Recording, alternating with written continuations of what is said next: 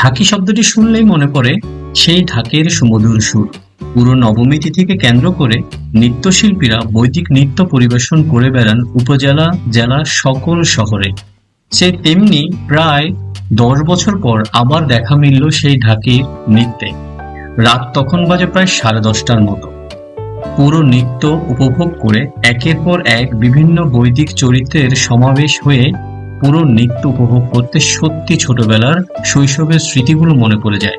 So আপনারাও দেখতে থাকুন হিন্দু ধর্মের সে ঐতিহ্যবাহী নৃত্যগুলোর প্রদর্শন কেমন হয়।